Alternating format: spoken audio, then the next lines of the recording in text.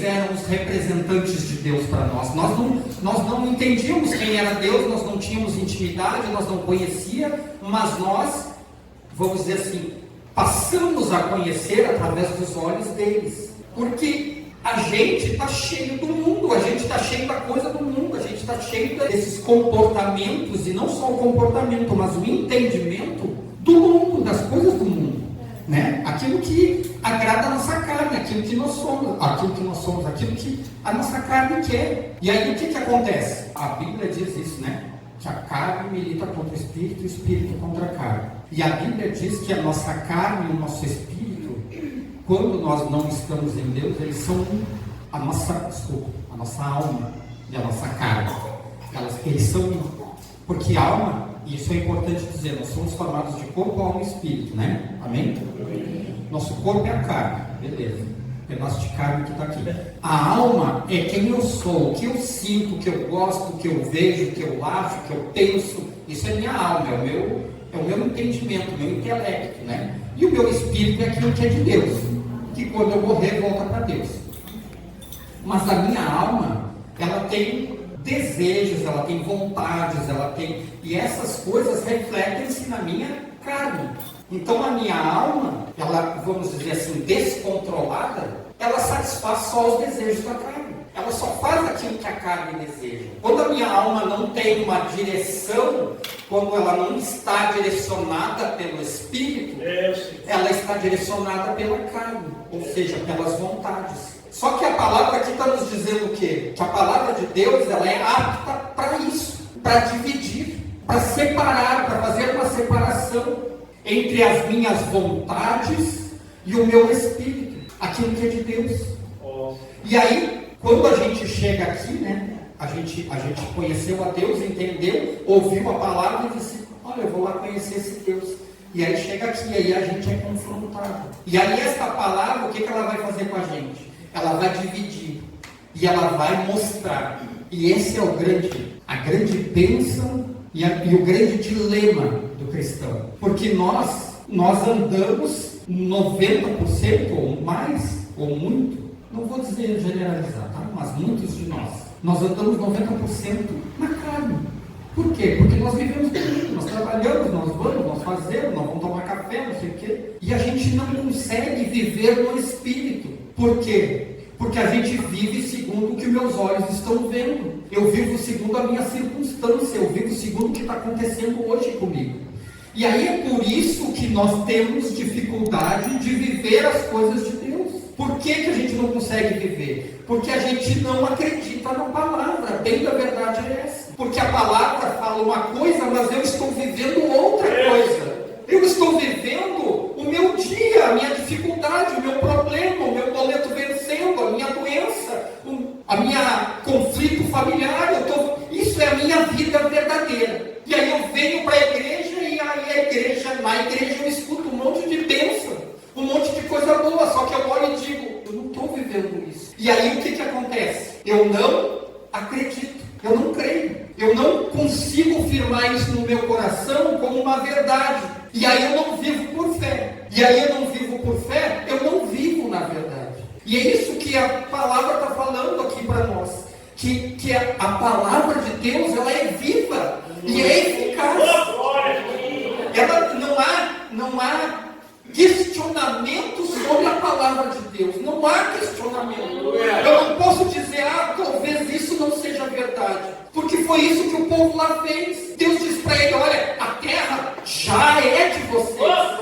E o que o povo fez? Não, mas tem uns caras grandes lá que nós não vamos conseguir vencer. O que eles estavam fazendo? Vivendo segundo as vistas, segundo as circunstâncias, segundo aquilo que eles estavam vendo. Eles não estavam entendendo que Deus tirou do Egito essas pessoas. Deus abriu o mar vermelho na frente deles. Deus fez brotar água da pedra. Deus fez cair maná do céu. Deus fez as codornizes sair do nada para eles comerem. E mesmo assim eles disseram, não, Deus não vai nos dar a terra. Como? E aí hoje é a mesma coisa. Nós muitas vezes, como diz a minha esposa aqui, como a minha esposa leu, a gente é a habitação do Espírito. A gente é morada de Deus. A palavra nos fala o tempo todo quem nós somos em Deus. A palavra nos revela isso. Só que Nós não acreditamos. Por quê? Porque nós vivemos segundo as circunstâncias que nós vivemos. Por quê? Porque eu chego em casa, eu estou não sei o que lá, estou com dor, sei lá onde. Eu chego em casa, tem briga na família. Chego em casa, tem dificuldade financeira. Chego em casa, não sei o que. E aí eu olho e digo, bom, aquela palavra não é verdade para mim. Só que eu não entendo que o que Deus falou não pode ser questionado. Não pode ser questionado. Todas as palavras de Deus, eu digo isso, quando Deus fala alguma coisa, o que Ele falou é promessa. Por quê? Porque Deus não mente, Deus não fala coisas que não vão acontecer. Quando Deus fala, e Ele diz isso na palavra dele, né? Ele diz, eu sou o Deus que fala que vai acontecer, para que depois, quando acontecer, vocês creiam. Porque Ele fala antes. E aí a minha pergunta para nós essa noite é, Ele já não falou quem nós somos? Ele já não disse quem nós somos? Ele já não disse o que nós temos, quais são as promessas para a nossa vida?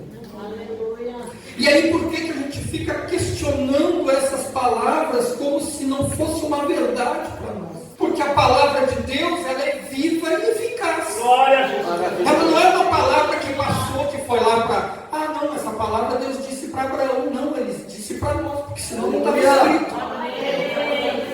Não, mas essa palavra Ele disse para Gideão. O Senhor é contigo, varão valoroso. Não, Ele disse para nós, porque senão não estava escrito. Porque só para contar a história Deus não precisava deixar escrito. Porque Ele deixou escrito para que isso valesse para nós. É para que isso entrasse em nós e nós entendêssemos Deus o tempo todo, queridos. Na história do Velho Testamento, Deus disse assim: vocês sigam essa minha palavra e vocês contem para os filhos de vocês. Quando vocês estiverem andando no caminho, vocês contem. Quando vocês estiverem almoçando, vocês contem. Antes de dormir, vocês contem. Quando vocês levantarem, vocês contem. Contem quem eu sou na vida de vocês. Para quê? Para que essa palavra continue viva dentro de vocês. Porque a palavra é viva. A palavra tem vida, a palavra de Deus. Você entende isso? Que é palavra de Deus. Deus falando e dizendo: meu filho, eu sou contigo. Meu filho, eu não te esqueço. Deus falando essas coisas para nós. Glória a Deus. E ela não é uma coisa que já passou, não, é ainda para mim e para ti, queridos. Aleluia. Só que nós precisamos deixar a palavra, que é viva e é eficaz, ela penetre na nossa vida. E separe, porque a minha alma, ela luta contra o meu espírito. Porque, na verdade, o nosso corpo, vamos dizer, ele tem desejos carnais, né? Ele quer, quer fazer coisas erradas, fazer coisas que satisfaçam a carne. O nosso corpo quer isso. E a nossa alma, muitas vezes, não está alinhada com o nosso espírito. Então, a gente briga o tempo todo, conosco mesmo. Mas essa briga é uma briga verdadeira. Porque quando eu permito que a palavra de Deus penetre de vida, separe, eu permito que a palavra revele. O versículo 13: nada em toda a criação está oculto aos olhos de Deus. Tudo está descoberto diante dos olhos daquele a quem devemos prestar conta. Nada está encoberto aos olhos de Deus. Então, a gente pensa que, não, Deus não está vendo, não, Deus não está sabendo. Não, Deus está sabendo. A Bíblia diz que antes mesmo da palavra chegar na minha boca, Deus já conhece o que eu vou falar. Então eu não tenho como esconder nada de Deus. Eu estou escondendo de quem? De mim. A bem da verdade é essa. Quando eu não deixo que essa palavra venha e me confronte, é porque eu estou escondendo de mim. Porque Deus já me conhece, Deus sabe quem eu sou.